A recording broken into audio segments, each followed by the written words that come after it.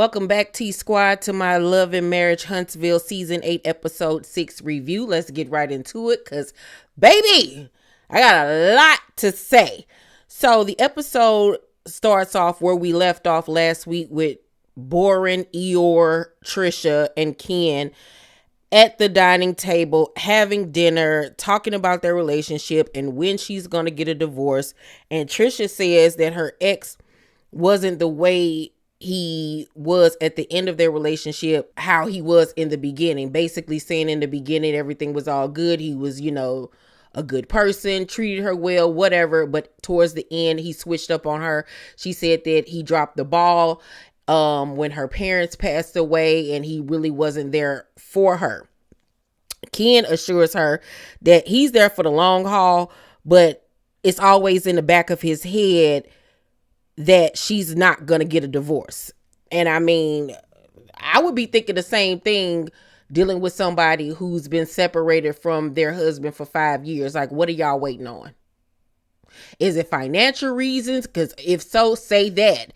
Is it because you still got feelings? If so, say that. Because other than that, I'm trying to figure out, what are you holding on to exactly? Because if it's not those two things, then I'm just really not getting it. I really truly am not. So she assures him that she's going to reach out to her ex and start the process, and that it'll be done within the next 3 months. So she feel comfortable now after they've had this conversation. I don't believe that come out of Trisha's mouth. Tisha just said what that man wanted to hear for that moment, because that conversation could not have been the catalyst to finally put a fire underneath your ass to finally get this guy divorced. Because that conversation that they had, you can't tell me they've already had that conversation 50 million times. I don't know what's up with this chick, but she's getting on my nerves. We are 6 episodes in, and I still have no idea what this chick got going on. What is her motives? She talk in a whisper. She act like she nervous all the time. Like, girl, do you need some nerve pills? What's going on with her? Like, she is so annoying at this point. Everything is sluggish like a turtle. Like, get her off my screen. I don't want it anymore. I'm tired of giving her a chance. Like, girl, just say whatever it is, and so we can get the ball rolling. After that, we see Nell, and they talk about her birthday party coming up, and she says that she's worried about Stormy and Tisha and how they're going to get along. And I was like, ooh, you was worried about the wrong folks. You should have been worried about you and Tisha, honey. She's also worried about how they kids going to act, because 2 of the kids ain't even speaking to each other right now. Chris tells us that he did reach out to his daughter Lexi, but hasn't heard back from her, which is unfortunate, that whole situation. Kimmy wants Marceau to help with this eatery that she's putting together, but he moves slow. He ain't got they mama house finished. He still ain't got that house up there on the hill on a bunch of rocks finished that they call Scott Manor. He still ain't got the strip mall finished. Like, this man is as slow as Tisha is. And so they discussed this while on a double date. And Maurice said that she's going to make Marceau submit a bid alongside other contractors. He was like, fine, bet. I want you to treat this like, a job. If I'm going to be getting paid for it, then I want to go up against others so you can see my value. Then we see Ken and Courtney at the gym, and Ken tells Courtney about the conversation he had with Tisha and how things for him haven't worked out in the past with relationships. So he's scared. He's honestly scared about getting hurt, like wasting time with this chick and everything else. And Ken seems like he's a good stand-up guy. He really honestly do. He seems like he's a teddy bear, a sweetheart. And I don't know what it is about Tisha that got him gone the way that she do, but maybe I need to shut the up and be more meek and talk like this. Yeah, I don't know what he. Yeah, I feel. I just don't. Maybe that's how I need to be. He then brings up Martell and how Martell acted like he didn't know who Tisha was when he came over to Courtney and them crib, and how him doing that will make people be like, y'all mess around. He was like, cause I can't have none of that. And I was like, well, sir, that's what it's giving. That he beat the brakes off that cootie cat. It's the night of Nell's birthday party, and Stormy, Courtney, Tisha, and Ken ride together on a little party bus. And Tisha says that she can't wait to see if Nell gonna be loud and all up in your face. And Stormy was like, where you get that from? And she was like, Tisha said that. And she was like, what? Like, why would Tisha say that? Like, Nell is not loud up in your face. Like, the is that about? Stormy was like, well, if she said that about Nell, what she said about me? So Trisha was like, she said 1 minute you're one way and the next minute you're another way. And Stormy got her with her, but she ain't never been like fake and phony to me. What she said about Nell was 100% false as well. I don't really know what Tisha on this season. It's like she didn't got a backbone and don't know how to act or something. Like, she's weird, like really, really weird. So then we go over to the Scott's party bus, and Marceau mentions how Stormy invited them to her friends and lovers Valentine's Day party, and how that was weird because of how everything went down at the reunion. They have not spoken since then. Like, so how you just gonna send a text home? So I would love to have you come to this event. Like, all of that didn't go down. I agree that that's weird. Like, y'all was literally, you and Tisha was literally cussing each other out, saying some of the nastiest things that people can say to each other, more so from Tisha to her than it was Stormy to Tisha. But still, I wouldn't even invite, to be honest with you. But maybe she was trying to bestow an olive branch. I don't know, but it's like, you can't go back from calling this man a bee to then inviting him to a Valentine's Day party. Like, what the heck is going on? Courtney, back over in the other party bus, says that he don't Scott's for real. He only like Martell and Chris. And Ken was like, that no, what's her name? Stormy was like, you don't like Maurice? Like, Maurice don't really be in nothing. He was like, nah, after how he did Kimmy with, the chemo and always wanting sex, like, I can't rock with that. And I was like, I was like, yes, Courtney, you better say it. About time a man on this show said it. I wish that it would have been said to him, but it needed to be said that the way he was acting towards that girl was just so down low, trifling and dirty and just disgusting and vile and selfish and insensitive. They get to the party. Kimmy and them does first. And Kimmy asks Neil and Chris kids, is Lexi coming? And I was like, now, well, that girl ain't coming. Like, why would you even ask that? Like, Kimmy was being low-key messy. So then everybody get to talking about that situation. And I think Marceau asked one of the kids, how did Neil take it? And one of them was like, she wasn't phased by it, or she wasn't gonna let it phase her. And he get to talking about how I hate when people act like, want to say they unfazed by stuff, want to act like they ain't bothered, going on this whole spiel.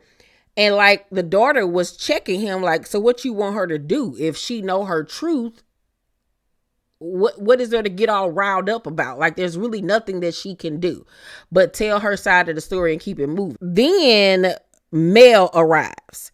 And I don't know if at this point Tisha had already started drinking, but she was on 1,000, okay?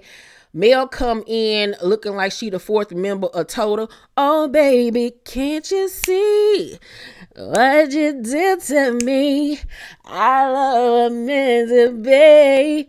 You are made for me. I was like, come on, Mel. If it would have been Black Honey, she would have been in there. Who's going to the Escape SWV Total Maya concert this summer. I'm going. It's a week before my birthday. Yes, ma'am, I'm going. I cannot miss Total, okay? Never seen them live. Gotta see it. They're one of my favorite girl groups of all time. But anywho, Mel coming there with her short dude, her shades on, her metallic cat suit, honey, giving the girl's body. And here go Tisha.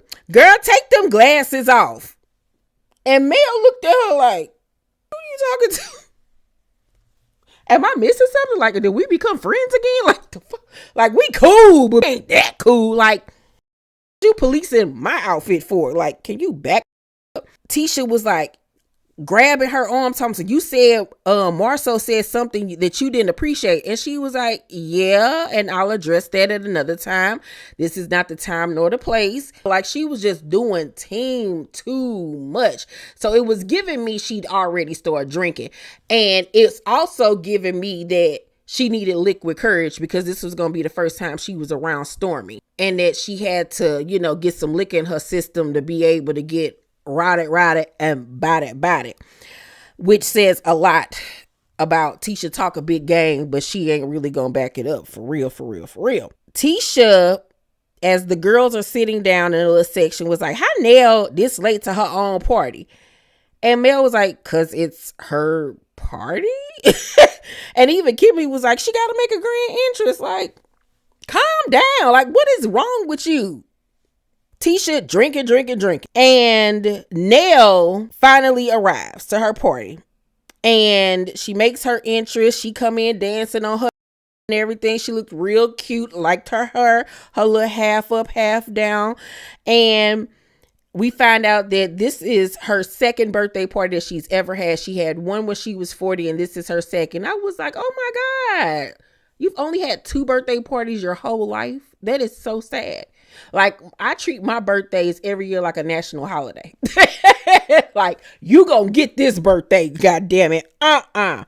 So she came in doing her little thug thizzle, but she old, so she was out of breath real quick. So she go and join the girls.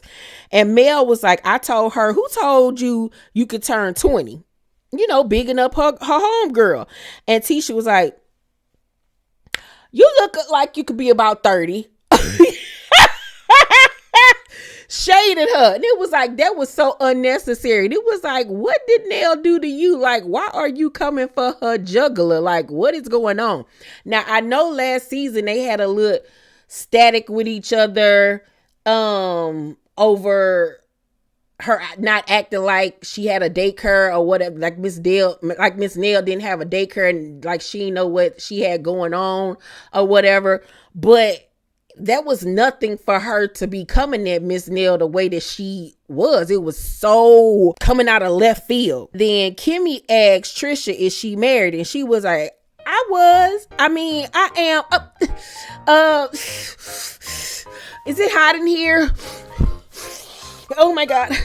Yeah, I'm kind of still married, but I'm not. I'm going through a divorce, but we've been separated for 5 years. I really do love him. Yeah, it's nothing weird. It's nothing to look here. And it's like, girl, just explain the story and shut the up. So they all trying to figure out what the she talking about. And then they finally understand her situation, and they kind of all looking at her like, oh, Jezebel. So over at the guys section, Maurice asked Ken, are they married? And he was like, nah. He tells the situation. And in his confessional, he was like, I would like it to be known to the right people that we're together, because when she shows up with me, even at family functions, people are like, who is this guy? A lot of people aren't aware that she's separated. And now, once again, this is the conundrum. How are y'all saying that this girl been separated for 4 to 5 years, and when you're going to family functions, people don't know that she's separated? It ain't adding up, and I'm so sick of it. Like, what in the going on with this chick? Like, they dragging it out.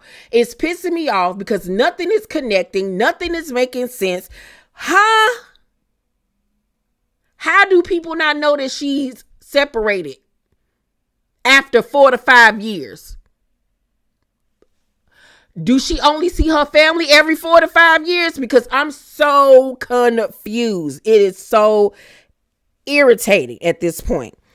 So Tisha tells the girls that she ain't even got no paperwork or nothing done with this divorce. So they already looking at her even more like, oh, so you and your is real up. Okay. All right. Maurice stresses to Ken that you can get a divorce after 5 years. It don't matter if the other person don't want to sign off. You can make it happen. So basically saying the fact that it hasn't happened is some you really need to look into that. So Tisha was like, Trisha, we're excited to have you hang around us more. These girls are feisty. And Nell was like, I think everyone can be feisty. And Tisha was like, especially Nell. And so Nell was looking like, the fuck is you talking about? She talking to me? Yeah, girl, she talking to you. Now it is time for Keisha's Theater. All right? We ain't done one of these in a minute.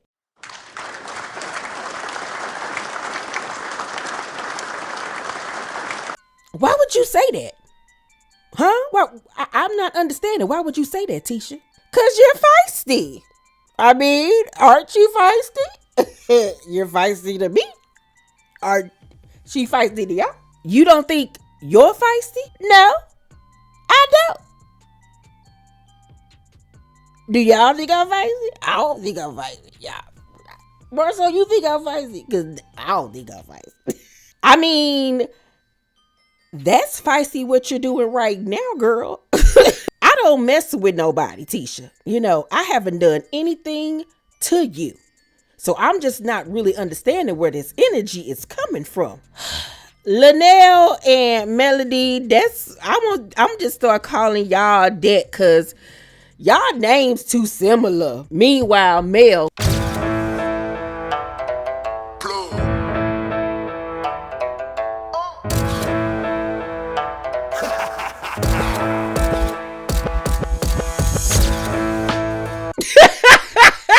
No, she's still Mel and I'm Nell. Linnell. Okay, see, now you're doing the most, Tisha. Okay, you're doing the most. And I can too. You can. It's your birthday. Do the most. I mean, whoop it up. Raise the roof. I didn't even know you were coming at me like this. Like, I don't even know what is going on. I'm not coming at you. Why would I be coming at you? It's your birthday. We'll talk later. I mean, what is it? What is going on? I don't get it, Nell. Do you get it? What's going on? You don't have a clue? I don't have a clue neither. I guess that's what made it all a little weird. Was it weird to y'all like it was weird to me? It's not weird. What's weird is inviting someone that you haven't talked to since the reunion to a Valentine's Day celebration when you haven't even talked to a person in months. That's weird. Weird Al Yankovic. I'm sorry that you felt like that was being weird. I left the reunion saying I have respect for everybody in here. You said a lot at the reunion, Stormy. You said a lot, girl. Don't try to act like you ain't say a lot. What did I say?